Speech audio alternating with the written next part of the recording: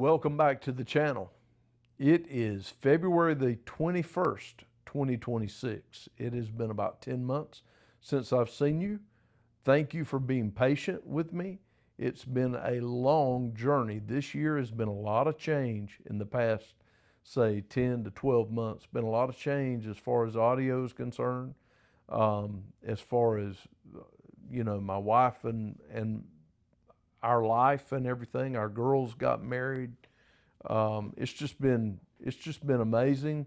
A very fast-paced year. Couldn't keep up. If I could have kept up, I would have. I probably could have put out some short videos, and that's what I'm kind of wanting to start to do. I want to put out a lot more short videos. In the past month, I have had several good ideas, and I actually wanted to just jump into a video a couple of times, but I didn't because we had this coming out.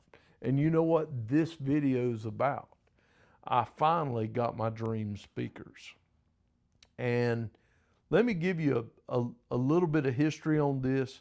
I bought a set of Schick Gallahorn amplifiers.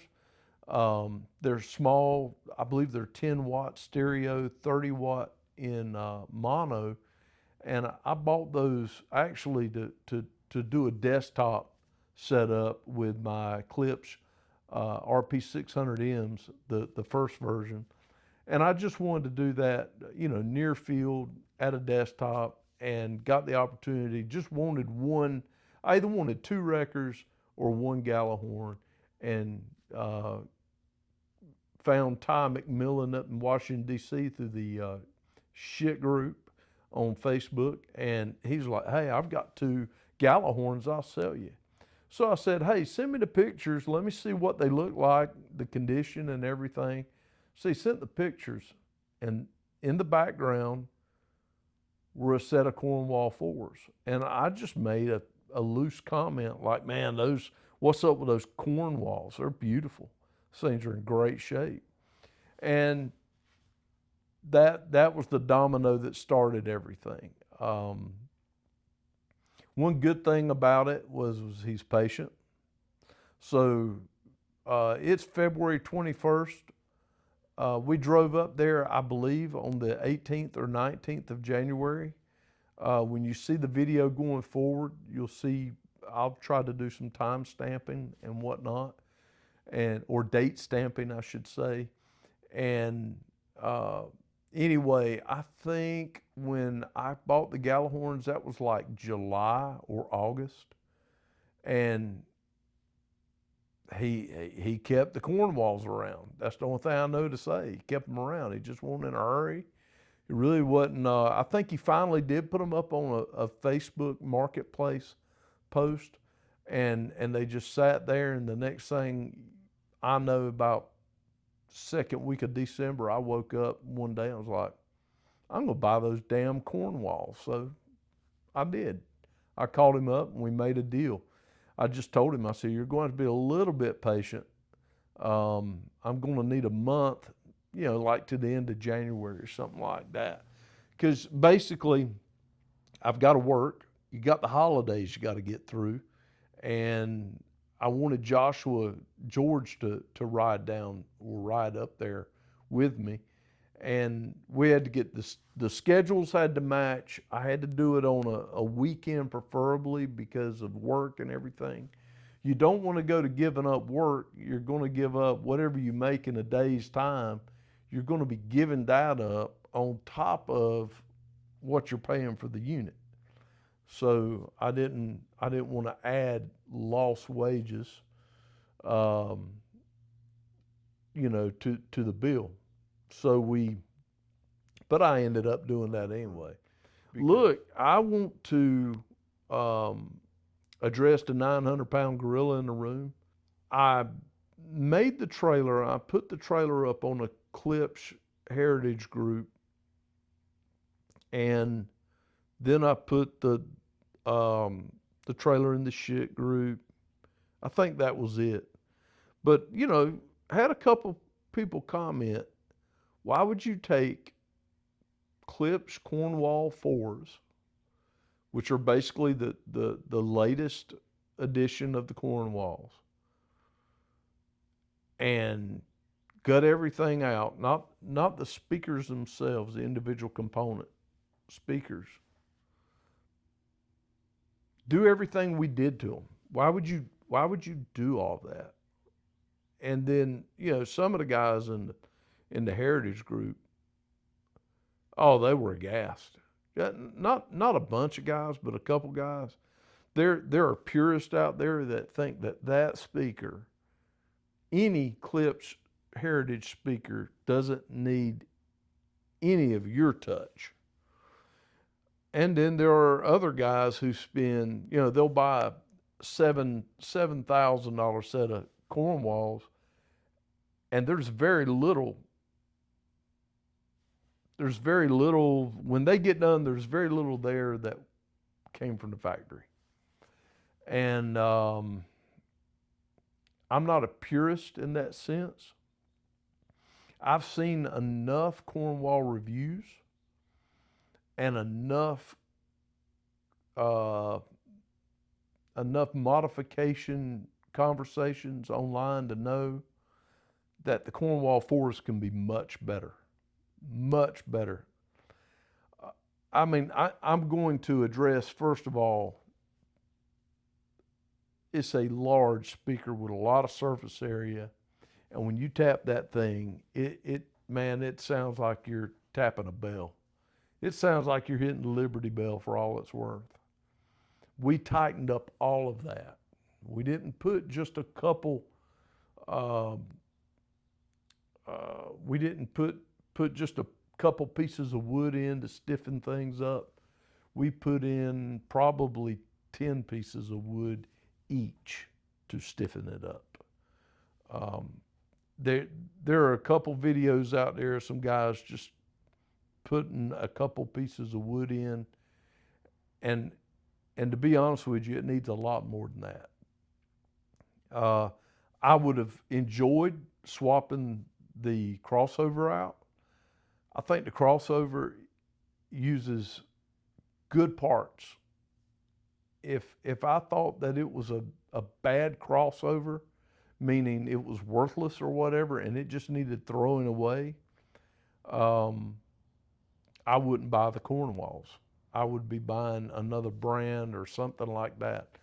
They've got to draw a line somewhere.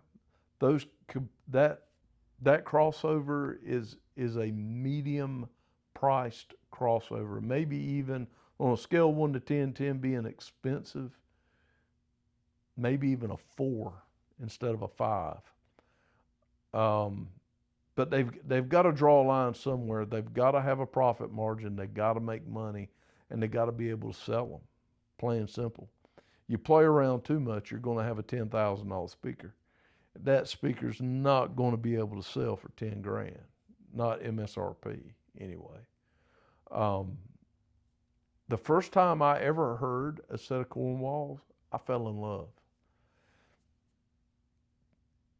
But the second and the third and the fourth time I heard Cornwalls, I could hear problems. But you hear problems with anything you listen to. Anything that's manufactured. There's nothing wrong with tailoring something to the way you like it to sound. I just wanted to stiffen some things up. Eventually, the crossover will get changed out, but it's not just going to be like the capacitors. It's going to change the whole network and get changed out. So anyway, that's the 900-pound gorilla in the room, is why in the world would you do that to a practically brand new pair of speakers, for God's sakes? And that's it. Where do I go from here? I don't know. I'm not satisfied. I know that, and I know that sounds dumb. When I was talking to my wife about buying these, I said to her something like, hey, look, there's this guy, he's got these speakers. It's about half of what the MSRP would be. And she's heard me talk about the Cornwalls 100,000 times. And I said, these aren't my in-game speakers, but this will get me by for a while. And she had the number. She read my brain, man. She knew where. That's something I love about her and love about our relationship. She knew where my brain was. She said, "Can they make it 5 years?" And I was like, "Yeah, absolutely," because that was about where my mind is. You may say, well, "What are you going to do after 5 years of those Cornwalls?" I don't know. Um, Joshua and I have talked a lot about it. I like the La Scala, but I don't want a subwoofer. And if you do the La Scalas, you're going to have to do a sub. You're going to have to do that. Um, the bass on the Cornwall is beautiful. I mean, these speakers may last longer than 5 years. I don't know. Look, I've had them a month, and I've been having the time of my life. I don't. I When I had the Fortes, I found myself critically listening all the time, and like, well, I don't like this. I don't like that. With the Cornwalls, I do some of that, but more often than not, I'm just tapping my foot and listening, just listening and enjoying and having fun listening. And it's so relaxing. And it's, in my opinion, it's the way it ought to be. Um, I'm about to say something. Brace yourself. I hope you're sitting down. And I've told Joshua this, and he's like, "You're crazy. You're an idiot." Maybe. I think my next step would have to be something like a Magico or maybe a Wilson, um, a Watt Puppy or a S2 or an S3. I can't get up in that M series, but the way I look at it is everybody around here's got a boat. Everybody around here's got a side by side, a four-wheeler and ATV type thing. Everybody around here's into the hunting big and everything. I've got some very good friends of mine who have got damn airplanes, you know, not very expensive airplanes, not in the realm of what you could spend on an airplane. I mean, they got $75,000 airplanes, but I've got friends of mine with $125,000 boats too. So the way I've reckoned this with my wife and you know, my daughters and things like that, when it comes up in conversation, is real plain and real simple. Hey, this is my boat, and if I want to spend 40 grand on a pair of speakers, I wouldn't buy them new.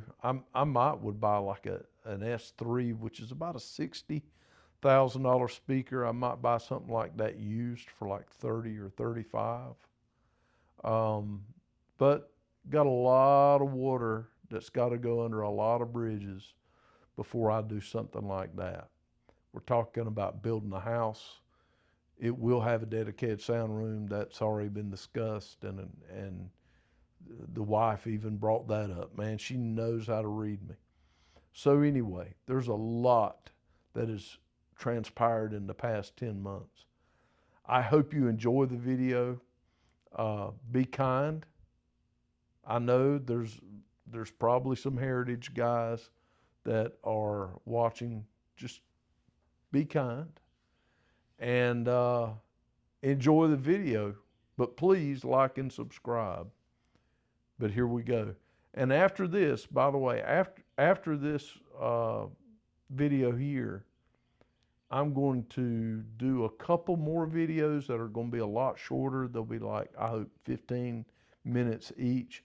I'm going to try to do at least 2 of them, and they are going to be kind of like the audiophiliac, where he sits down, he flashes up an album cover, and he tells you what he thinks about what that speaker is doing with that album.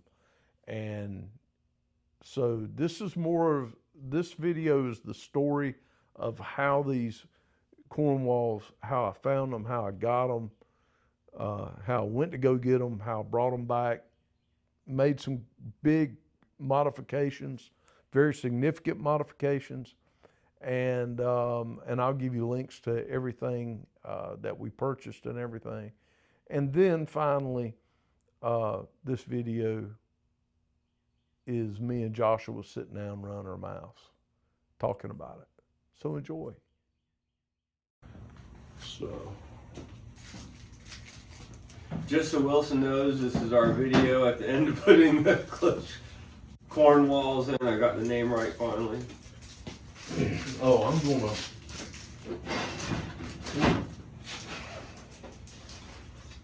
I'll introduce it and everything and make it make sense. Oh, I was just doing that so you would know at the beginning of the video what it was. Oh, yeah. Just for you, not This is for the final video, damn it. Right? Isn't that it? Yeah. Oh, man. Here, this is going to have to be. Hold this a second before. Don't light up yet. I don't have a lighter and I haven't clipped it yet. Here you go. Look at this. Look at there. How about that, buddy? Are we not professionals? Mm-hmm. All right. You ready? You taking that band off? Yeah. Can't stand them bands. I don't like this bottom band. I don't mind, but I figured I'm going to end up smoking through most of it anyway, so it didn't matter to me. All right. Action. Action. Cheers, you got to clip mine too, though. That's why I was All right. saying it to you. Well, wait a minute. All right. Action. We here at Hines Studios and all that, I don't know, we're probably going to say action a couple times. Well, everybody, we're getting together tonight for one last cigar. We forgot the bourbon.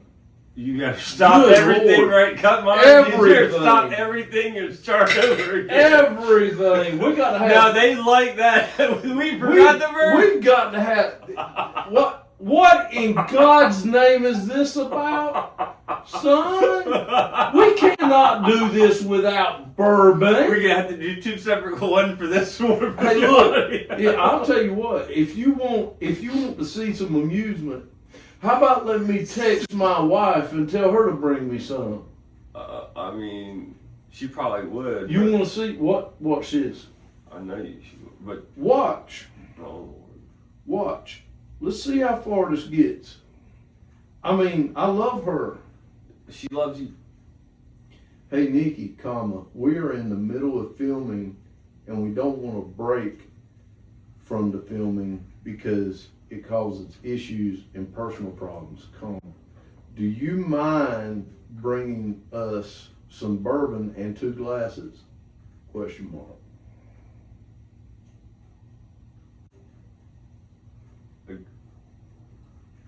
Most wives would tell you to stick it.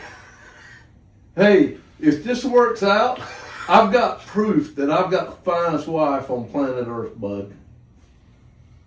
You'd be surprised. Now, she may tell me to go to pound sand. Yeah. Because I think she was getting on the couch and really chilling out, putting a blanket on. Just like oatmeal this morning. Yesterday. Oh my God, sure, what kind? Should, if you're willing to bring it to me, you can bring me whatever you want to, but you know what I like, period. Oh, I can't wait. I absolutely cannot wait. This is classic.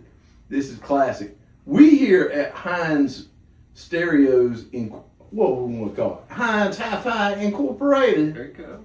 Yeah, Hines Fi. Hines Fi. Heinz Fi. Heinz Fi. Yeah, this is Heinz Fi. We here at Heinz Fi, we've got women that will cater to us because they love us. They love us. Look, seriously. We have spent, all right, when did you come? This is Joshua George, by the way, from Charlotte. Yeah. He's famous. Let me give you a little bit of intro. He is famous. He is all over every forum and Facebook group dealing with hi-fi. Anywhere Lies. from, huh? Lies. No, it's true. anywhere from the shit audio forums right up to the high PS Audio, Plentiness. Yeah, man, all of it. We're in there, ain't we? Like Asian ABX group. Asian extreme hi-fi crap and everything. Are you looking at them? No. I am. I bought some Chinese stuff that sounds really good, but that's about it. I bought a Fozzy audio that really don't sound bad at all for $50. But anyway, I think it's 100 watts a channel for like $50. That was sacrilegious. That was I cannot believe you did that. I can't even. Well, look, I got a light cigar. You need me to chop this. Look, what we've done. The reason, oh my God, you dropped it. No. When the paper ripped it off. Look, it's on the paper. Well, you learning. It'll be alright. You learning, man. It'll be alright. You learning. Oh no, it did crack more when I dropped it. Yeah, that's what I'm talking It's about. just the outside piece. Yeah, well, that's an important piece. You need me to tell her to bring it on? No, it'll be alright. I bet she'll bring it. She probably would. So Joshua lives in Charlotte. Joshua and I became friends, I think basically because I bought the Bifrost from you, right? Is that it? Is that where Something back then you bought, yeah. Yeah, What the first piece was. Yeah, because we had traded some wild stuff. Anyway, I've been on this hunt. I bought the Fortes. Y'all seen the Fortes. Don't know if you've ever heard of a pair of Fortes. I bought the Fortes now. They're 4 years ago.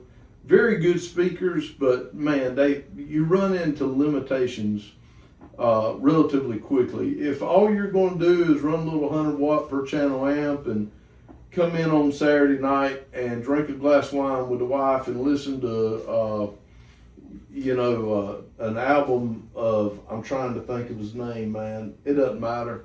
Listen to an album that gets her going and gets the juices flowing so you can get it on and all that.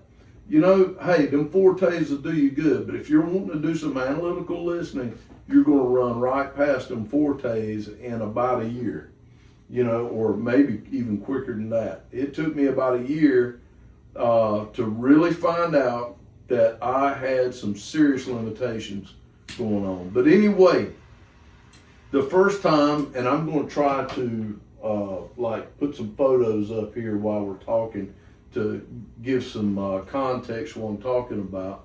But the first time I heard the Cornwalls, of course I'd heard of Cornwalls. I am not a Klipsch fan. He is not a Klipsch fan, and we will get into that. But I am a little bit after today. We will get into that. We'll get into that, I promise. But seriously, the first time I heard the Cornwalls, personally and in person, was at Audio Advice Live in Raleigh. That was 3 years ago or 4. I think that was 4 years ago. I think it was the same year I got my Fortes. And I'm probably showing the picture up there now. Dude, they were sitting over there in the corners. It was a terrible room, and it was a big room too. It wasn't your normal room in a hotel. It was a meeting room, a conference room. And I'm telling you, I was struck. Right between the eyes. I had to have set up. I even wanted the TIAC stack. They own TIAC too, the Vox group, and they had a TIAC preamp, a TIAC DAC, and a TIAC clock to retime that DAC. And I looked it up afterwards. The DAC was like $2,000, and the clock was like $2,000. That's some serious money. Back then, that was really expensive for him. Back then. What are you talking about? The level of that $2,000 stuff was very expensive stuff at that point. Yeah, I thought $2,000 for a clock. Hell, I'm worried about paying $2,000 for a DAC. You're talking about a clock. I know what time it is. Hey, baby, how you doing? Oh, yeah, I've got the door locked up. He's got a special delivery. Hey, come on in, baby. No, come on in. What do you mean? Come on in, baby. You're a sweetheart. Well, I appreciate Thank you, Nikki. Thank you so much. We really, hey guys, can you believe this? Anyway, I love you. Love you. I mean it. So I've never really been a Klipsch fan.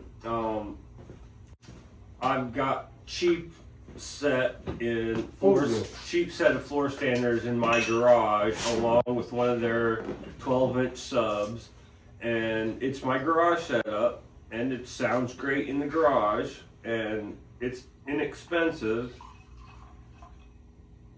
and I really never heard a good set of Klipsch speakers until this morning sometime, around noontime. We got them upstairs, put them in the room, and did a little quick listen with the Freya Noval in there, Nova, however you want to pronounce it, and listened to some few things to get a baseline, and then we decided to go ahead and put in my PS Audio Stellar Gold preamp. And for most of the day, we listened to that. And those Klipsch speakers, after they didn't sound good in the room where we picked them up in Washington, D.C., which I'm sure Wilson will show that picture. But once we got them up here in his room and turned them on, I sat side seat. The tonal balance sounded really, really good, which was already impressive. And then I got the hot seat, and I started to get impressed. That they sounded really good. A beautiful, wide sound stage, deep, detailed sound stage. Obviously, good low bass. I think they're tuned to about 36 hertz. Plus, you have the room and low bass. The tight bass was nice and tight. Good volume in between the highs, mids, and lows. It was just very equal and even sounding. When some of the cymbals and the crashes hit, the sparkles just sort of the way the sound emanates through the room, that airy sound. And I got really impressed today with those speakers. So it's the first time I've heard an expensive set of them, and they're impressive, I will tell you that. And it's impressive for me because I've never liked them. I'm a dome tweeter guy, dome mids if I can get them. I've got some Donaudios at home, the Focus 260s, and I'm used to a really different sound than horns produce. But today in Wilson's room, I was impressed. Go ahead. Hey, can you say the last statement? Today in Wilson's room, I was impressed. He even did the intonations. I appreciate that. Let me say this. This man has been berating me and on my ass, riding my ass like you would not believe. When are you going to get a real set of speakers? When are you, because, the Fortes have got some freaking problems. Now, they were Forte 1s. Understand this about the Forte series. Now, I don't know if this is true I've never heard this said about the Cornwalls, but I was listening to a historian, a Klipsch historian. I can't remember his name to save my life right now. I'll try to, if I can remember where I found that. I think I remember right now, but if I can remember, I'll put it in the details. I'm going to cut him off right there because everybody going to want to know what we're drinking. That's a usual thing to It's tell right everybody. here, baby. It's on my Buffalo Trace. It's on my shirt. This is what we're doing. Don't know why she brought me Buffalo Trace. It is literally the scourge of the earth today. She brought you cheap shit. It's the cheapest shit I got. Well, the next class we'll go in and get a better bottle. Yeah. We will go in and we'll be bringing, I don't know if I can trust you. I don't know if I can Waste this discussion. trust you with Bookers, man. I don't know if I'd be casting my pearls before swine with Bookers or J.H. Taylor. He just got me on the cigar. You sure ain't getting any of my stag, Jack. You ain't getting any of my stag at all. Okay, but so he was talking about a Klipsch historian that he couldn't remember the name when we segued into. Yeah, man. Anyway, Don't get me on the fork of the road. So anyway, basically, he described the way the Forte series went. You know, Forte 1, 2, 3, 4. And he said it's not a linear progression. It's not that the 1 is better than the 2 is better than the 1, or the 3 is better than the 2, or that the 4 is better than the 3. It's literally, what sound do you like? You could different flavors, like some of the shit products of the Yggdrasil. You have flavors of it, not necessarily a pure upgrade to a different model. Right. So you're not getting a totally different revamping of it. You're just getting a slightly different flavor of it. Right. Exactly. And me personally, I don't care for the Forte 2, but I like the 3. And I think the 4 sounds really good, but the 3 sounds better than the 4 to me. So in any case, this was a huge step for me, you know.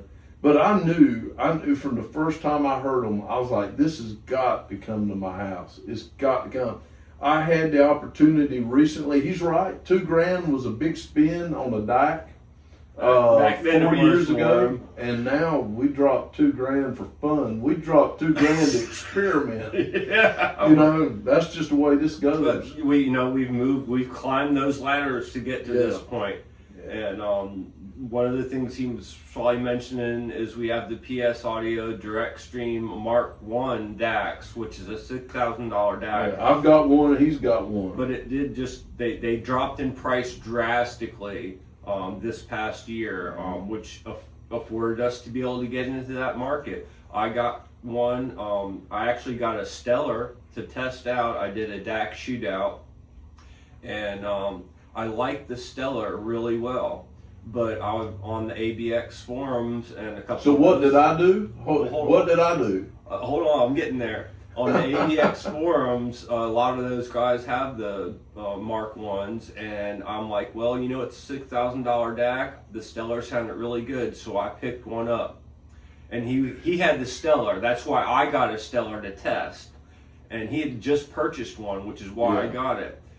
Then I got the Mark I, and I listened to it for maybe a day, and I called him up. I'm like, you need to return that Stellar and get a Mark I. Yeah. He's like, are you serious? What? He's got the Mark I now. Now he knows. And I was having trouble with the Stellar, to be fair. It wasn't rune ready. Right. Well, I think it was actually rune ready, but was it not on the list? It's not rune ready. Okay, then it wasn't on the list. But there was a problem with Rune and DSD. It had no problem running Rune.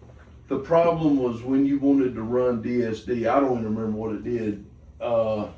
It just went 192. It downsampled it. It downsampled it. And that's the whole reason I wanted a DAC. I mean, I had a good sounding DAC. He had a shit Bifrost 264. It's a good sounding DAC, but it's definitely not a Stellar. It's definitely, absolutely not a Stellar. And it sure as heck isn't a fucking direct stream. It is not a Mark I at all. But you're going from a $800 or $900 DAC from shit to a retail $6,000 PS Audio DAC. That's a really big jump. Right. So anyway. Now to roll it back a little bit about your commentary about when you saw those Cornwalls. That was the first pair of Cornwalls that you saw that you'd ever seen. Oh, I've ever seen in person. Yeah. Okay, now you made the comment in that you said, well, you know, I really wasn't that impressed at Ty's house listening to him. No, I sat sort of side seat just to listen to the tonal character of them, and then I actually got up and sat center right in front of Wilson on the floor, and they obviously sounded a lot better at that point. but there were a couple tones of like the cymbal crashes and stuff that sound emanation from it. It perked me up, and I'm like, these got some potential. Overall, they still sounded sort of boomy and bloated in Ty's house. So I was a little bit scared, but I know these are Wilson's like sort of holy grail speakers he's been wanting. And I'm glad we got him home. I'm sure we're going to show some pictures, and he'll have some other videos of all the bracing, the polyfill, Oh, dude dropped some time. I mean, we've got the sound deadening material on the inside, maybe 95% coverage on the box. This has the aluminum coating, Silex or something. And then I polyfilled the upper half above the mid-range, and below that it has insulation, Owens Corning insulation on the sides and the bottom of it. It took about 36 square feet of the Silas sound deadening material. About 36 one full box. Yep. So, and we probably got in that other box because we weren't thinking through it. Only a couple sheets. Yeah, you did the little bit on the tweeter horns, covered the mid-range horn, little strips on the baskets of the woofer, and the ports as well. Yes, and then I did some wood bracing, which he'll probably show some pictures of that. You guys will see. I use 1-inch dowel as braces, brace the face instead of a square. Instead of a square, I use a dowel. We all know that when frequencies hit a square flat piece of wood, they bounce off, and when it hits a round dowel, it's gonna go around it and disperse. So that's why I decided to use dowels, plus a little bit less mass in the cabinet, which means we could add more bracing with less mass. And dowels are very strong. I used epoxy, which is 3,900 PSI. And so that 1-inch piece, or when it's cut at an angle slightly bigger than an inch at 3,900 plus PSI contact point, it's like, I was going to say, you can pick up the box. Brick blank house, but it's you can pick up the box. You can reach in and pick it up. If you were strong enough, you could grab one dowel in there and lift that box. That's because how solid I made the comment before he even started sawing. I was like, I'm going to be listening to something, I don't know what, and then all of a sudden out of nowhere we're going to hear dingity dangity ding, and those Plinko with the dowel rods. But let me tell you, after he got them in there, he made me a believer real quick. After they set extremely quickly with the epoxy, especially versus wood glue, which is like an overnight deal.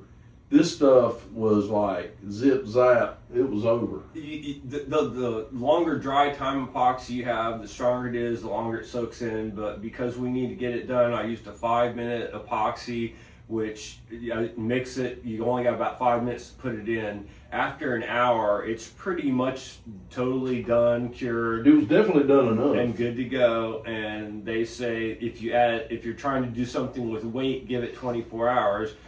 By the next morning, it moved upstairs, hooked it up, and it's ready to go. And it's that box braced from the face to the sidewalls more to the back wall at the top, in the middle, a couple rods from the below the woofer and between the ports, and above the woofer between the mids, straight to the back wall, which is also counter braced. You'll see some pictures.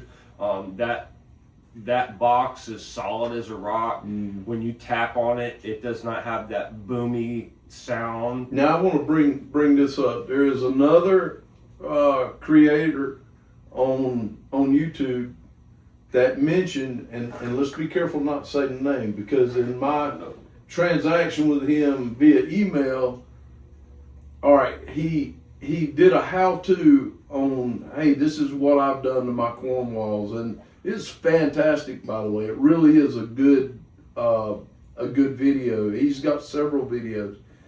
I'm going to communicate with him if he will let me. If he'll let me say his name, and the reason I'm being careful saying his name is we had a private email chain, and he gave me some results of his in other words, he did the build out. He put the sound dampening material on there, and he said he did 2 braces. I don't recall him showing where the braces were specifically, Right. but he mentioned where they were. But wait a minute. What I'm saying is he did the build out and showed that on YouTube, but then he did not really give the results of it. So he was telling me the results in the email, and they were not exactly what he wanted and was looking for. And he said he was going to come out with a video with the results. So I'm trying not to bust his bubble. And if I recall, he said he cut the braces he put in and took them back out of the box because his box was resonating worse or differently. Like ringing. And it didn't sound good. So he apparently cut those braces back out. The braces we did, that box is rock solid. It doesn't resonate. Wonderful. It doesn't ring. It's how they should have done it, and how a professional enclosure builder would have braced a box. Yeah. Or the best they could do with, let's say, a pre-built box like this. And dude, they sound good. They sound very good.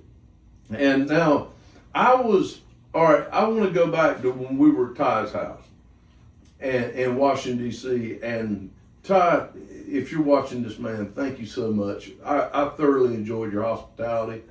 And definitely, we're talking about these speakers. We're not talking about you, okay? Oh, Ty's a great guy. It was We had a wonderful to good meet time. him. Yeah. And Ty's a wonderful guy. But He's got some great gear too up in his Oh. house. You'll see in a couple of the pictures. You look in the background. Wilson will post up. Ty's got some gear and he's got a few different sets of speakers. He's got the Magnepans. He's got the Folkvanger from their headphone tube amp, the big massive limited edition run of 250, and I bet that thing sounds good. And he had a little Macintosh tube amp powering the And it Cornwalls. sounded great. Well, I know. See, look at that. There it goes. Let me clarify that. I sat there and I was immediately Cornwalled. I knew. What'd you do? Turn it up? Low. It was Oh, on high. low. You put it on low? Yeah. So yeah, he's getting fried in the brain. Yeah. This has nothing to do with it, ladies and gentlemen. So anyway, I was listening to it. By the way, he had one of the where did he get that chair? Oh, he has one of the Eames knockoffs from Macy's. Yeah. Let me tell you real quick. It's fantastic. It retails for $2,500 right now. They got like a 40% sale off. I think they had it listed for $1,500. This is January the 19th. With the footrest. It's got an adjustable headrest. I sat in that chair. It took me all of about 3 seconds before I'm like, this is the knockoff Eames I want to buy right now. Yeah, I would love to drop down. What was it, $1,100? No, it's 15 with the footstool 15. right now. The reason I'm not going to just pull that trigger right now, especially with it on half off, is because if I do it, I got to buy 2, and that's $3,000. So I mean, it's just something I'm just going to do down the road. He's got the couch in the listening room right now. And It's terrible. The wife likes to sit down, and the wife enjoys sitting down and listening with him. So he can't just get one Eames chair and have nothing for her. She can't be sitting on the floor. Yeah, and if she wants to sit with me, I'll get them split it off center, Yeah. so it ain't 2 sweet spots, but it's at least equal listening position. Yeah, but anyway, so I was sitting there listening in the Eames chair, however you say it. It's fantastic. I've seen pictures of it and thought, man, that looks comfortable, but I bet looks are deceiving. No, that darn thing is wonderful. And thank you, Ty, for just pulling it out of the corner, because he had it in the corner, but thank you for doing that. He said he was going to pull it out, and he didn't, but once we got there, we helped, and we all got it moved out. He's probably sitting in it now. Yeah, I think it started out like something by me saying, hey, Ty, I don't care what you got to say. That's coming out in that corner. Yeah, if Wilson wanted to sit in it, he wanted to know what it felt like. Yeah, that's coming out of that corner right now, man. So anyway, we moved some stuff around and got that out of the corner. But I was the Cornwalled. That's the best way to say it. That's a good Yeah, term. we made a verb out of that. I was Cornwalled pretty easy. Did I think it was perfect? Heck no, but I knew what I was listening to, and I knew it had the potential. Now, I remember you 2 or 3 times hearing something, usually with the high end, and you were like, nice. I mean, you said it. I could see your head nodding, and I'm gonna tell you what I thought. When I saw your head nodding, I knew it was over. I knew when you got done with it, and you spent all that time and effort, I knew that it was going to go from I like that to, oh my God, I'm now. It's impressed. I'm impressed. I'm impressed by him. I can say that. Now in his room with all the bracing, sound dampening material, and we use a Cardis room calculator for his room to set the distance of the speakers off the front wall and side wall. Can't believe I've not found that before now. 0 toe. A lot of people believe in toe in or slightly toe in, whatever works best for your situation. 0 to the point to where we put an 8-foot level on that heifer. To make sure they were in line off the wall, Yeah. and one wasn't slightly out of toe from the other one. Oh, they're straight. Well,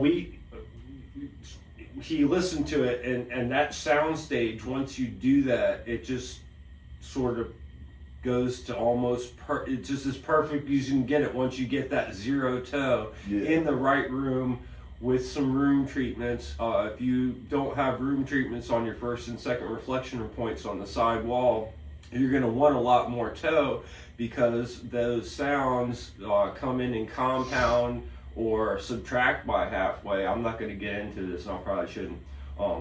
So that's why people tend to do quite a bit more toe. But once you get some treatments on the wall and get a 0 toe and start listening to it, you find it right there. And as you'll see some, and I'll try to get it up here on the screen, but I had some sound tiles, some pyramid foam 12 by 12 squares in an $39 for like a pack of 20 of them. That little foam, coming from that little foam really doesn't do nothing in an empty room. You do hear a slight bit of difference. There is but what it does though, did for me, and what it did for the guy who suggested them is in the shit forums, by the way. Thank you. I appreciated what they did for me. They let me know that there was more to do. And I knew it wasn't a total fix. I had no reservation about that. So when I came up, I brought 4 of my GIK 244 broadband absorbers, Which are now mine. and put them on either side in first and second reflection points with the Fortes. And he sat down, and it immediately, to both of us, was markedly better. And let me say this. You hear these guys saying all this stuff don't matter, and all the DACs. It'll be a guy that all he talks about is DACs and how they all sound alike, and it'll be another guy that talks about the amps and how they all sound alike, and another guy that talks about all the room treatment you can do. The room sounds dead, or that. The room treatment don't work. Don't matter what you do, it don't work. It's all psychoacoustics. When you do it wrong, it doesn't work very well. Right. But let me tell you something. There's a difference in preamps. Preamps sound different. DACs sound different. Amps sound different. Speakers sound different. Speakers and sound different. I'm gonna talk at church. Cables sound different. And if you don't think cables sound different, your equipment is not up to snuff to pull the difference out, and that's just the truth. And if you don't have room treatments in there, all that reflective sound is going to cause you not to hear those good differences that cables can make. And you can't have a $200 home theater integrated and no room treatments and go from a $5 cable to a $50 cable. You're probably not going to hear that difference. You're not. But when you jump from, if you have some good treatments, say you jump from a $100 cable to a $200 cable, that's when you might start hearing some differences. And if you went from a $100 cable to a $500 cable, in a nice room, you're going to start hearing those differences. I got $10,000 in cables behind my setup right now. And I've got roughly about MSRP to MSRP. It don't mean, and he's the same way. We don't buy anything at MSRP. We're talking Almost MSRP. I do not have $10,000 of my personal money invested in my cables, but I have right out about I need to pay 10,000. quite a good chunk for the power cables I built. Oh yes, we'll get to that. Oh yes, I have spent some money on some power cables. Now them power cables work, don't they? Yes, they do. All right, we'll get off the power cables. Well, I will put this out there real quick. I had a $1,500 AudioQuest Thunder. Huh? So you shouldn't name the name, but it's okay. I don't give a flying rip. I love AudioQuest. I have no problem with AudioQuest. He's got the AudioQuest Water, XLRs, and RCAs. Everything is AudioQuest Water and an AudioQuest Diamond USB. Okay, I love AudioQuest, but I had an AudioQuest Thunder 3-meter cable going from my Niagara 3000 to the wall. It wasn't 3 meters. Was it? What was it? I thought it was like 2 meters or a meter and a half. Or something. Okay, all right. It wasn't a 3-meter cable. It was a freaking cable, and it was a Thunder, and it was like $1,400 and some change. So you go to the price sheet and look and see how long that thing was. I don't know. I thought it was a $1,200 cable. I thought it was maybe. I thought it was 14. It doesn't matter. It doesn't matter. It doesn't matter. It was a Thunder. Go look it up.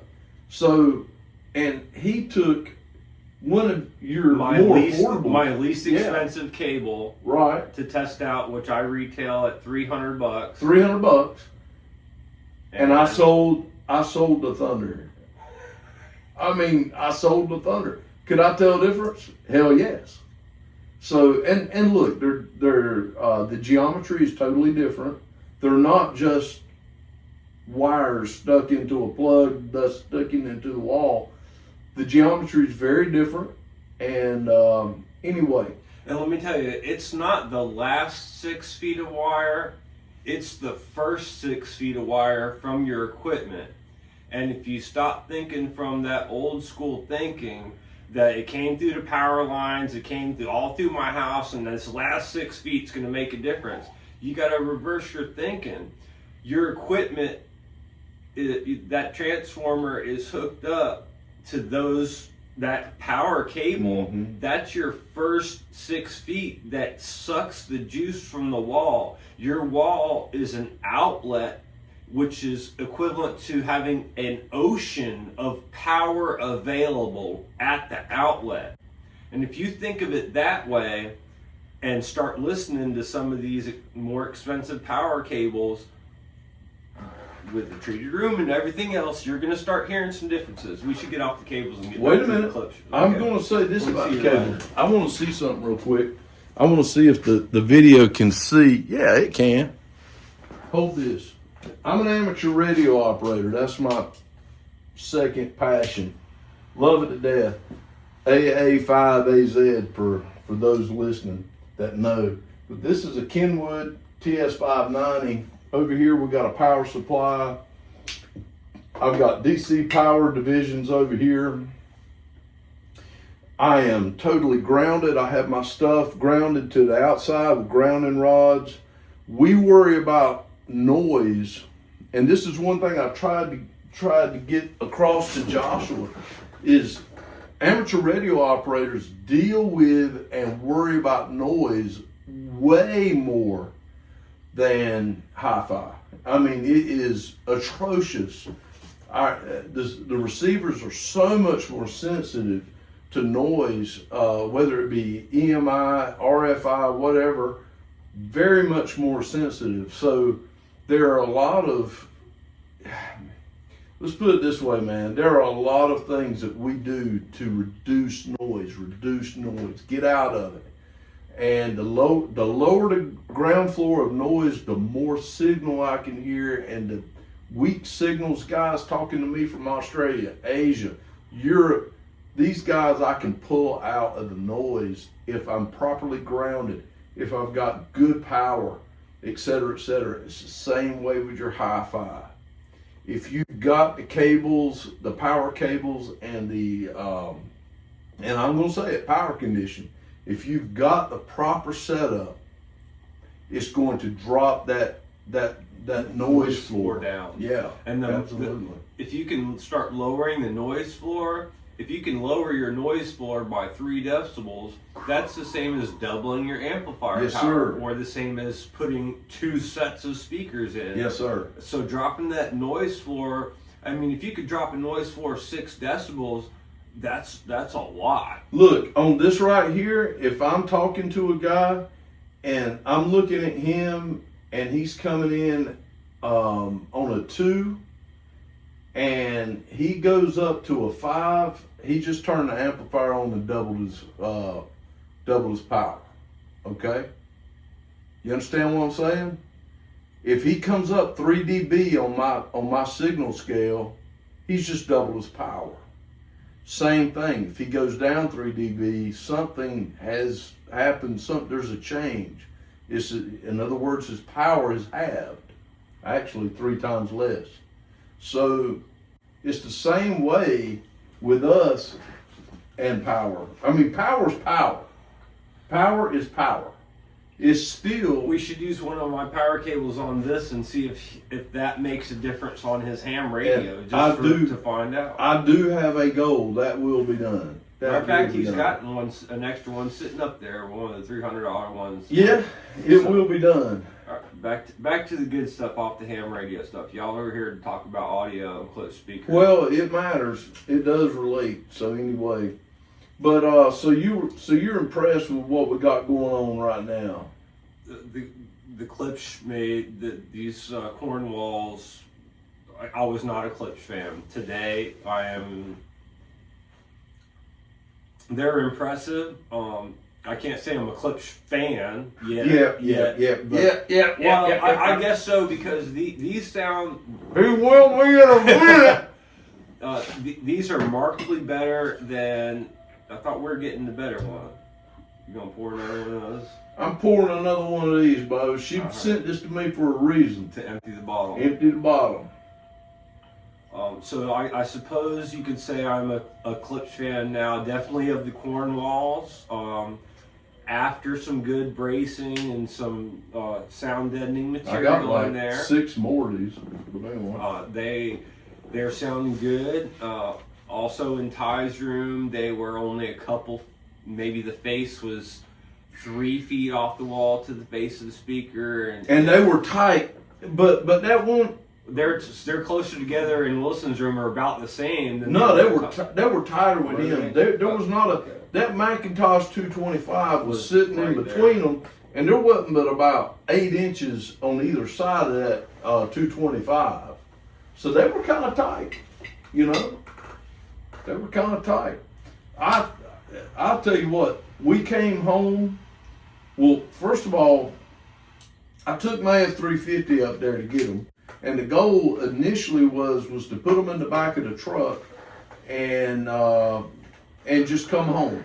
Just put them in the back of the truck and strap them in and bring it to the house. But man, it rained all the way up there. Yep. All the way up there. Right up until we got the U-Haul trailer, and then it was sunny and blue skies the rest of the day. But I don't regret getting the U-Haul. And the U-Haul with $5,000 of cargo insurance was $208 or something like that. It was $185 plus a $20 cardboard box. Yeah, we got a cardboard box it was like a wardrobe box. It was huge. It was like 7 feet tall. But the idea was to have something to lay on the floor to protect the cardboard Klipsch boxes. But the idea was to, and look, I was convinced, I was like, there's no way on God's green earth that this little trailer riding behind my F350, and you could see it, man. It was riding like pulling a girl on a jet ski. You know what I'm saying? It was choppity chop all the way. And we hit them bridges in Virginia. The bridges were a little rough, but overall it didn't really seem too bouncy. But at the end of it, we opened the door and everything was fine. Yeah. I mean, they bounce on the truck from Klipsch in Arkansas to wherever, then to Washington, D.C., then to the Ty's house, and then they bounce on the trail a little bit more over here. And they're supposed to be able to do that, and they did. So yeah, I got to hand Klipsch some credit for some fantastic packaging, the cardboarding and everything. Well, the foam you can see behind us, this is the foam that's encased in to keep the enclosure and keep them cushioned in the cardboard boxes, which is quite, I mean, it's probably 2 inches thick, it looks like to me. Oh, yeah. 1 inch thick pieces put together. Plenty enough. Perfect transportation. So, a question I have for you. We were listening. Tell me some. I'm gonna give you my impression first, and I want you to talk about some things you heard. Okay. All right. Number one, we were listening to Shelby Lynn on her album. Good God, I can't remember for some reason. I can't. That's look. not the name of it. I can't look because my phone's up there. Sorry, guys, but a lot of you guys know the album I'm talking about because Shelby Lynn has got an album that is pretty much an audiophile album. In fact, the folks at Acoustic Sounds and Quality Pressings pressed it in 33 and a half and in 45 RPM, and I've got both of those, by the way. And I've got the digital. I think it's 192 kilohertz. I'm going to tell you guys right now, this is what happened. I hit play. I knew it was going to be good. The anticipation in me was like, I was about to explode with anticipation. I reckon that emotion, look, what do you want out of your speakers? You want something to emotionally move you, right? Correct. And I'm telling you, am I lying to you, that I sat there and listened to her for about 30 or 40 seconds, maybe a minute at the most, and I had to take my glasses off. I had to take my glasses off. I was fogging them things up, and I had never heard it that way. And look, I've been to the shows. I've been to Audio Advice Live, and I've been in rooms with $50,000. And we know rooms don't sound good at shows, but still, and some rooms do. Some rooms do. And I'm telling you, I've been in rooms with $50,000 Sonus Fabers that did not sound that good. And I understand it was a room. I'm not saying those Cornwalls sound like $50,000 Sonus Fabers. I'm just telling you that I have never been that emotionally moved as I was right then. it's a good sound. I mean, and he's coming from the Fortes, and that's a drastic difference, let me tell you. So, you know. Well, what are some of the songs for you, man? Oh, you know, so you went through a whole freaking list. I just you went through 40 songs. I did 10 seconds here, a minute there. So I listened to a lot of certain things, a lot of stuff from the 2X HD catalog, and Tool. Just a little bit of Tracy Chapman. I played some Macy Gray from the Chesky Records, and I just played 30 seconds or so of each one of the things that I'm really familiar with, because I know what I expected what it sounds like in my room, and it only took me a few 30 seconds of clips of those songs to hear what I wanted to hear, to see what they were going to do at that instant in that clip. And it's impressive. I mean, because I'm familiar with it and I expect it to sound a certain way. And Wilson's room's a bit larger than mine. My speaker's in a 10-foot wide room. It's 20-foot long. You're in a coffin, damn it. A lot of people say my room is over damped, but let me tell you, unless you're in the room and you've heard it, you shouldn't be telling people how the room sounds, because you don't know. And you haven't sat there. Yeah. And we all have different ears. And I had my speakers in a larger room before this, which was much more expansive sound, like Wilson's room is putting out.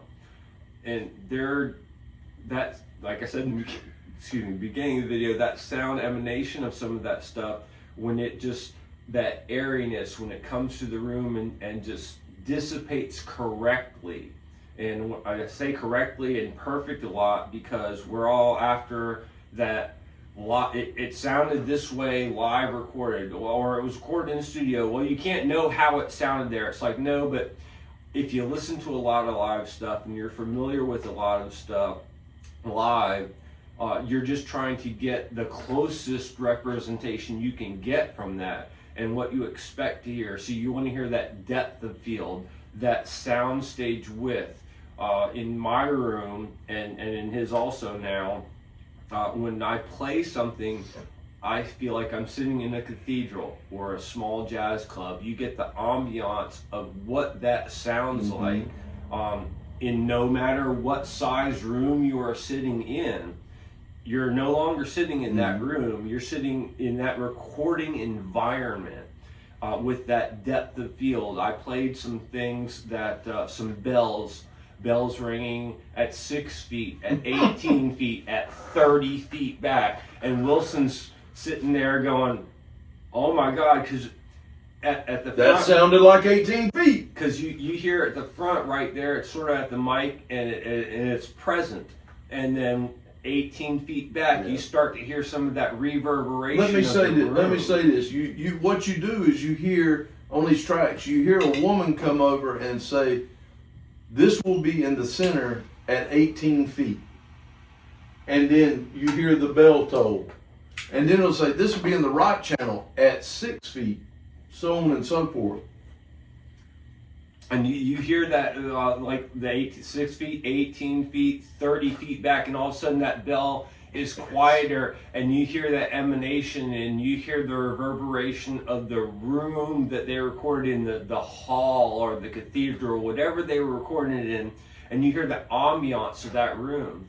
You start hearing that in a lot of these recordings, let's not say studio recordings, but more live venue recordings, orchestra, cathedral stuff, choirs, and you start hearing the room ambiance of the recording, and it feels big, like you are not sitting in your room anymore. And that's what we're all after, as maybe audiophiles is a bad word sometimes for some people, but that's our goal, is to get that representation of the original recorded environment. And a lot of times you can't get that in a treated room that's done wrong, or a treated room that is just maybe untreated rooms. You definitely can't get that sound. But once you start getting that right, you hear yourself sitting in that recording environment, and it's salivating.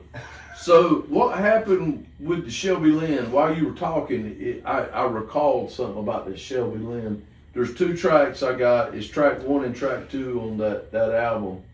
And when she started singing on track 1, I remember now what gave me that emotive force, that emotion, man. I was sitting there with my eyes closed like this, and I'm hearing the cymbals,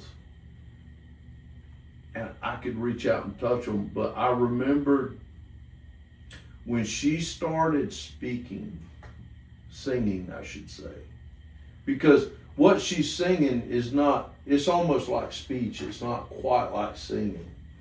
And all of a sudden, out of nowhere, and I know this sounds cheesy, I do not know why, but all of a sudden, I imagine her sitting on a stage, a kind of a dark stage with a spotlight on her and a mahogany floor. And I have no idea why. See, that's what we're talking about. You are transported to that environment, and all of a sudden you feel like you're sitting there. And I think he experienced that for the first time in his life.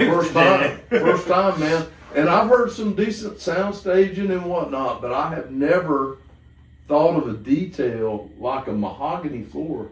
You know, a hardwood floor, you know, a beautiful stage like in Nashville or something, you know, of some beautiful auditorium Or could have been a Nashville recording studio, because there's some wonderful recording studios in Nashville. Yeah. And I felt like I was on the front row and watching her. Good grief. It's like I'm getting transported back right now just talking about it. You know? That's a good emotion. And you remember that. And that's what you want. I've never had it. Look, I think the new podcast is called, or YouTube channel is called the High Five or Hi-Fi 5 or something like that. It's got Wilson High Five or something. I don't know. No, it's not the Wilson High Five. He said at the beginning of the video. I don't remember now. Yeah, it's Jay from Jay's Audio. Oh, that one. And it's Ron, a guy out in California, who sells all 5 of these guys sell really high-end gear. Actually, it's 4 guys, and what they try to do is have a 5th guest. And it's Jay, it's Ron, it's Dave, and Dave is in Maine. There's another guy in Florida, and they are all highly experienced. In fact, Jay's the baby of the bunch when it comes to experience. They are all very, very, very experienced in the hi-fi sales.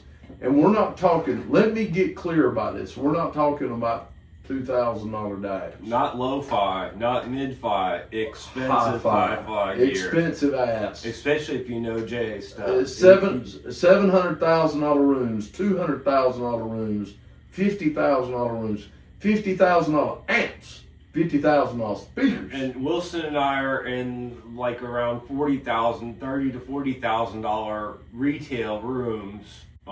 So we're still down here, but we enjoy listening to these guys talk. Yes. But one thing that Ron brought out, the guy from I believe he lives in Hollywood, California, or that area, really close. He talks about Hollywood a lot and Beverly Hills a lot. But he said for him, golly, I don't even remember the question. It doesn't matter. The statement from him was that it was as accurate, what he looked for in a system. That's right. What he looked for in a system was the most accurate representation of a live performance possible. Now, one thing Danny, the other guy from Maine, brought up was, hey, look, you can't get that. You don't even know what it sounded like at a live performance. Have you ever been to a live performance with this artist? And Ron admitted no, but that's not what I'm trying to say. I'm trying to say that this transported me to what I would think a live performance would be with this artist. And I'm telling you, I got transported. I'm just telling you, Danny was wrong. Danny mistook what Ron was saying. Yes. And Ron was saying, look, I don't have to know what she sounds like in a live performance. I've got to think about, and the recording has to give me the idea, and the equipment has to give me the illusion that I am in a live performance. As close to it as you think it should sound like or does sound like. Not exactly what it should have sounded like. And I'm telling you right now, those Cornwalls did it. They did. Sound good. So anyway, we're going to dust these H. Upmans off. Yeah, I need a different one. I messed mine all up. He spent, just to give you an idea, yesterday morning we come out here, we left them in the U-Haul overnight. I didn't leave them in the Cornwalls. Saturday, Friday, when did we pick them up? We got them Saturday. And Saturday night we left them in the U-Haul. And then in the morning, Sunday morning, probably about 8:30 or something like that, because we slept in a little bit. We came out here and we got them out and started piddling with them. And really and truly, from the time we got them out until about 1 o'clock, we really didn't find a groove. Well, we were slow. We had to organize the garage into a working environment to allow us to work on them, and they're large. They take up some floor space and stuff, and some space on the table. And we need room to work and work around them. So we had to make that room to work first out of Wilson's garage, what he has here to work with. So we had to start with that first before we could even get them out of the trailer or unbox them, start taking the woofers, tweeters, mids out, and get everything away so we could start working on the enclosure and upgrading it. Yeah, and he started working on the inside of the box, and then that freed me up. It's kind of like both of us can't fit in that box at the same time. And when that occurred, where this was just something that he had to do by himself, then that freed me up to where I could start working on the Silas, the sound dampening on the woofers, tweeters, and mids And ports. And I just went to work on that, and we just started really compounding time. Trying to save time. One person's doing one thing, the other one's doing the other. We did this in a quick amount. All right, break time. We'll see you in a minute on part 2, apparently. Oh no, I just meant. No, but we're going to take a break, so we're going to cut this and so we'll say this. We're going to part 2. Oh really? In other words, we got to have more. Both more. I thought you didn't drink. We're going to. I only drink once or twice a year. Apparently, it's twice a year here at Wilson's house. Twice a year. Beginning of 2026. 2 days in a freaking row. Well, you burnt the whole year in January. I did. I mean, for God's sakes. And man. the next drink will probably be around New Year's. I mean, this guy has burnt a whole year. 2026 is done. So anyway, all right. We'll see you in part 2. We'll see you in part 2. What have we done, man? Well, we put some resonance material on about 95% of the interior of the box is covered. A little bit of Owings insulation has gone in there on the lower sections. And then we're about to put some polyfill in the upper section behind the mid and tweeter. We'll stop putting fancy in the damn speaker cabinet. And get the crossover back in and get these things buttoned back up. And tell us about the black stuff. Oh, the black stuff. Yeah. Which I can't remember the name of the stuff. Yeah, it's not Dynamite. Dynamite's more expensive by like double. Yeah, sound deadening material. Yeah, sound. It does have an aluminum. Silex. Did you say that again? Oh, it's my daggone Apple Watch. Sorry, everybody.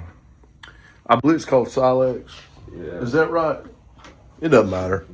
It's on Amazon. It's just as, I say it's just as good as Dynamite. It's going to be really close. There's guys that use both and couldn't tell the difference between them. So anyway. We've got some nice corner bracing going from the face to the side of the boxes and up at the bottom, that down at the top, up there, in the middle where the woofer center is and the port center is. Yeah, the 2x4s come from the factory. They come from Klipsch. All the braces are epoxied in. No res, or not no res, I'm sorry. The Silex Dynamite, whatever you want to call it, on this made a big difference. I mean, man, they sounded terrible. Yeah, here we go with a horn. Yeah, I mean, it is amazing the difference this made.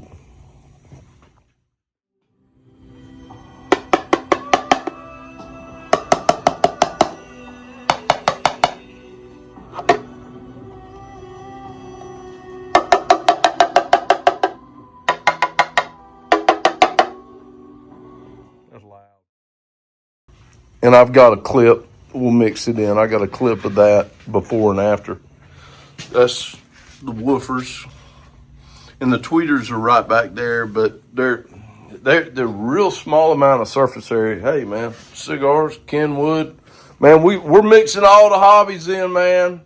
Amateur radio, AA5AZ. But we're kicking it on up. It's right now about 8:15 in the morning. On day 2, it is Monday morning, MLK Day. And yeah, it's a tight room. As you can see, here's my boxes broke down. It's a tight room to be working in, but we've been doing it successfully and effectively. Anything else, Big J? No, we'll get another couple shots at least when we get the polyfill in there, and maybe the crossover.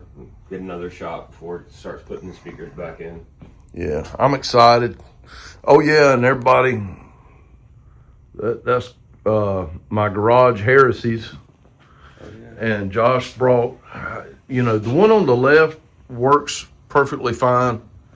But I'm going to redo everything. And I got a buddy of mine who had a furniture refurbishing business where he would buy government desk and whatnot, executive style desk like the admirals and all sit in, and stuff out of the White House and whatnot. And he's agreed to redo the wood and everything. It's going to look great. But I'm going to have to replace all 3 speakers on one on the right, which is fine. I just wanted a good foundation to work off of. Josh picked that up for me near Spartanburg, South Carolina. But they sound great on a little Fozzy Audio 50-watt amp and a Blue Sound node. Really and truly just sound great.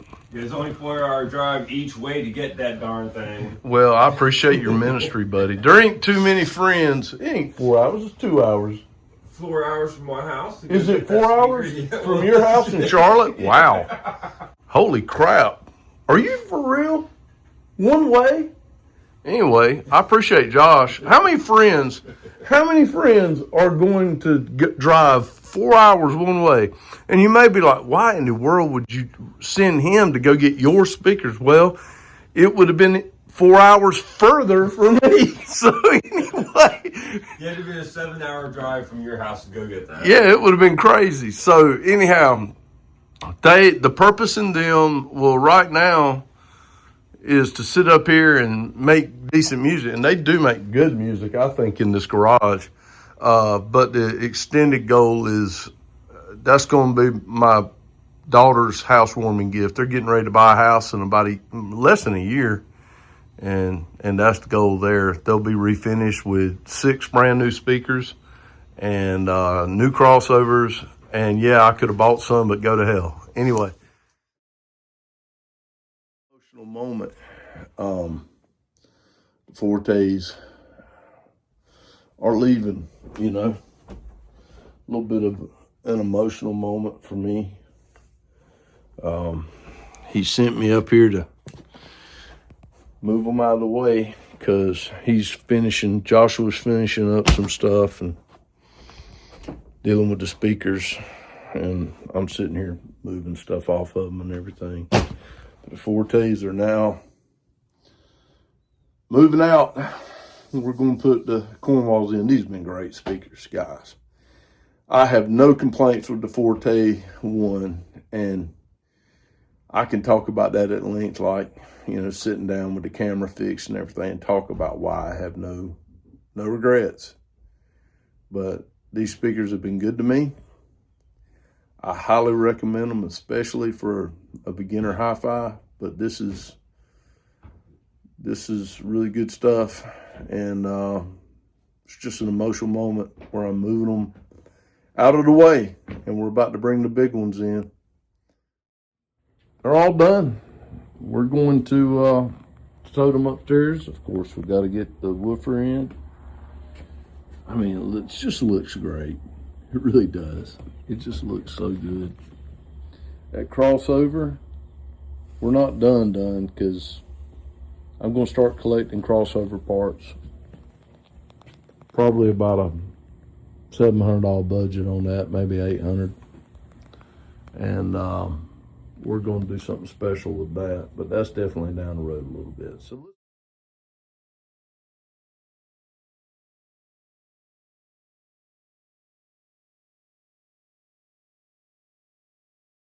All right, good evening, everybody. It is the second day of February.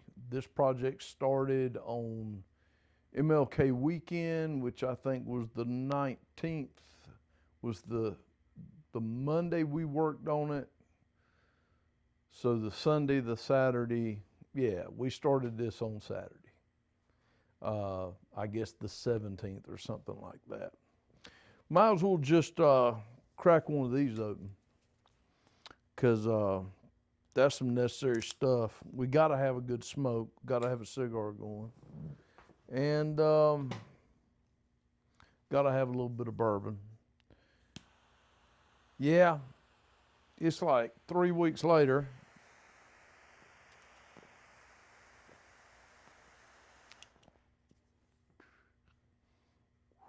I love that cigar. Yeah, it's like 3 weeks after we filmed everything, and I have just been jammed up. We had a major ice storm. Well, it was called to be a major ice storm, and it did affect a lot of people. But you know, I'm into hauling the gas and the fuel business, and I did disaster work for Duke Power last weekend, and then this weekend what happens is we had the most snow we've had since 1989. So, and by the way, it was also fun trivia, the first time since 1980 that every single county got at least 1 inch of snow out of 100 counties in North Carolina. That's crazy, absolutely bonkers. North Carolina is definitely not known for snow. Anyway, I really don't know where to begin. This is more of an intro and kind of an outro. Don't know if I'm gonna put it at the front or the back. First of all, I want to give some credit where credit is due. And what I mean by that is I'm going to talk about some folks and put some screenshots up of here in this area, and that's why I've left this room over here. And essentially, I want to talk about some Cornwall reviews that you need to check out. There's not that many on YouTube. There are a few, but there's just not that many. Cornwall IV is reviewed by, we'll start off and talk about Stanholm Reviews. I believe he's from the Netherlands, I think. And look, you need to watch his review. The guy is hilarious. I love it. He's got some really good information in there. He's got a lot of experience, and the humor aside. Now let's talk about the humor for a minute, because the guy is funny. Sternholm, if you see this, baby, I love you. You're a funny dude. I don't agree with everything you say about the Cornwall. I agree with 90% of what you say about the Cornwall. But when I was sharing with Joshua George hey, you need to watch this, you need to watch that, that was the number one I sent him. Andrew Robinson does a very good review. So, like him or hate him, I cut my teeth on Andrew Robinson. I really like him. I like him in certain situations. I know Andrew's never going to watch this, so. But he's got a good review. He really does. His best review to me is on the La Scala. That's a very emotional review. But check his review out on the Cornwall. The Boston Audiophile. He's got 3 or 4 videos on the Cornwall IVs, and I've got to tell you, he does a great job. He really does, and he gets down into the nitty-gritty and the details. So 3 or 4 videos, I definitely tell you, man, he talks about placement, he talks about the crossovers, and he talks about, getting on the inside of the box and everything. Got another guy that did that as well. Get to him in a minute. Mr. Chibbs. All right. Mr. Chibbs has got 2 videos. And the first one is, okay, that's a good video. He brings out some pretty cool things about the Cornwalls, and he's talking about his situation. It's a home theater situation as much as it is a 2-channel situation, and really enjoy his video. The Road to Cornwall. It's the second video. It's essentially him going to go get his Cornwalls. I really wanted to do something like this with Joshua, but we really won't set up for it either. So there's that. Really good second video. Both videos are great, but the second one, I like that now. Joey G, you could title this, Joey, I love you, man, but the world's most expensive Klipsch Cornwall IVs could have been titled, I'm not going to do it to you. I'm just not. I'm not going to do it to you. They're not the world's most expensive Klipsch Cornwalls. I'll guarantee you. In fact, Joshua's got a photo of a guy that's got a crossover that was built that is as big as the crossover, and as big as the loudspeaker, and it's mounted on the back, and it's massive, and it's clear, so it's either got plexiglass over it. I doubt that. You wouldn't want that vibration. It may just be in the open air, but it's got a shadow box and everything. It's just insane.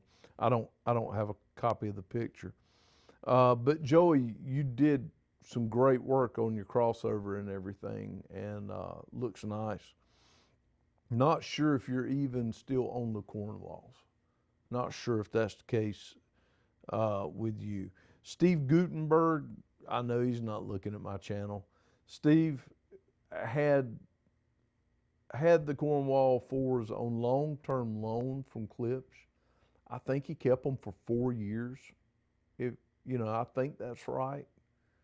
And I'm going to tell you something, man. He's got a couple good videos. The one here that I'm referencing is just a good, solid video. He likes Klipsch, and I'm sure it's not just because of whatever financial reason you want to give or whatever. The guy likes horns, and he likes the Klipsch sound in general, I think. And then finally, Jay's Iagi, however you say that, he's got a really good video. Really good video. I question some of it, but in general, it's a really good video. Now, that's enough of the other reviewers.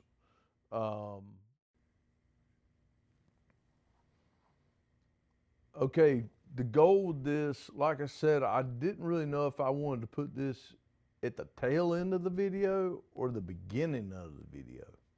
I'm going to treat it like I'm putting it at the tail end. So there you have it. I'm shocked by these speakers. Number one, let's say this first of all, I've not spent a lot of time with them. I've had them for 3 weeks. And guess what? Other than in Ty's house, I really don't know what they sounded like. I know what the Cornwalls sound like. They just got their own thing going on. But as far as in my room and everything, we never put them in the room. We went straight in here and started breaking them apart. I mean, just like that. We didn't play around. I will say, and when you do that, you go to question yourself, all right, is the big difference I'm hearing the preamp? Because we changed the preamp. I am no longer on the Freya Plus. At the same time I switched speakers, I am on the crap, done and forgot, the Magician. And I figured out Denafreps makes a version of that. It's the same thing. It's a ladder preamp, like there's ladder dikes. This is a ladder resistor ladder R2R preamp. Didn't even know they made them. It's made out of solid aluminum, and I think you could kill someone with the remote control. If not, you could definitely put them in the hospital. I mean, it's serious business. Now, when it comes to the sound and everything, the magician is transparent enough. I'm not getting the magician. I'm getting the Cornwalls. I know I am. There's no doubt about it in my mind. And I've just not had time, but I'm going to put the Freya in rather. I'm going to put it back in line and just see how it sounds and listen to it for a couple days, maybe 3 days. But I really don't think that there's going to be a big difference in those two sounds. There'll be a difference in the two sounds, but what I'm getting at is the Cornwalls are still going to be Cornwalls at the end of the day. That's probably a better way of putting it. But the Magician is a really nice preamp, but those texture, I can't hardly say it, Tetrix, however they want to say it, Tactrix, horns, that's the cat's meow. I'm telling you, the sound stage is amazing on this thing. And quite frankly, Sternholm and several other reviewers will talk about how the sound staging is not as good as, let's say, a Dynaco or something like that, or some more expensive speakers, in the $10,000 to $12,000 range. Well, it's an $8,000 speaker, first of all. Second of all, if a $10,000 to $12,000 speaker has got better sound stage, I mean, man, you can pick out the violin and rub your hand through their hair. I mean, it is amazing. I have just been impressed by it. The cymbals, the high frequency stuff is ridiculous. It really is. The Cornwall IV is an amazing speaker, and it sounds fantastic in a treated room. So glad that we were able to treat the room before we put them in there. And he's working on the Fortes right now. He's going to come back, I think, the first week in March, so another month or 5 weeks. He's going to do everything he did to the Fortes, do everything he did to the Cornwalls, he's going to do to the Fortes. So I really look forward to that. That's going to be remarkable. And we're going to load them up the stairs and put them in place. We're going to listen to that. Then we're going to move the Cornwalls back in place, and we're going to listen to that. So that'll be fun. I almost waited to do this video, and this is a long video. Let me tell you, it is a long video, but it's okay. It'll be all right. I'll try to break it down with the chapters so you'll be able to go to stuff and make some markers of remembering where to look for stuff and whatnot. But I thought about breaking it into 2 or 3 videos, but it's all right. I've got 3 and 4 hour videos that I watch all the time. Guys put 3-hour videos every week. Joe Rogan, a few other guys. And as long as they're breaking some chapters down, it's fine. I'm not going to sit down and watch a 3-hour video in one shot, and I don't expect you to either. But what you can do is 30 minutes here and 30 minutes there. And if you're really interested in the Cornwall IVs, that's a good strategy to have. But these other guys I mentioned here a few minutes ago, They do have, you know, 15 and 30-minute spots and so on and so forth. I'm long-winded. It just is what it is. I do want you guys to give me some comments. What did you think about Joshua and I having the little get together here at the end, which is the bulk of the video? I guess it is the video, and I slung together smaller videos with it. But what I'm saying is what do you think about that form of video? Do you like it? Give me some information in the comments. I am trying to do things a little better. The biggest reason I've held off and not done a video in several months, 10 months, something like that, is first of all, I just felt like I didn't have the time to do the editing and everything, and I still feel that way to a degree. The sound, I did buy me some, you know, everybody's wearing these on YouTube. Excuse me. I bought a pair of those and the transmitter and everything, and I hope that makes a difference on the sound. And it's got a little fuzzy thing. I can go out in the wind if I need to, and that'll help that out and everything. But you know, I need to get a little bit more serious about it, of course. This isn't the last video I'm going to do. I hope y'all enjoy it. I'm give out. I've been editing all day, and it looks like shit, and I know that. But it's just going to be what it is as I learn and move along. I do like Volti Audio. Greg, he does a quote unquote one take Volti Audio one take video where he just runs it and there is no editing, and when he gets done he uploads it, and I enjoy it actually. It doesn't have to be flashy. I don't think it has to be flashy at all. I think they're usually about 30 minutes. I'm gonna lose this.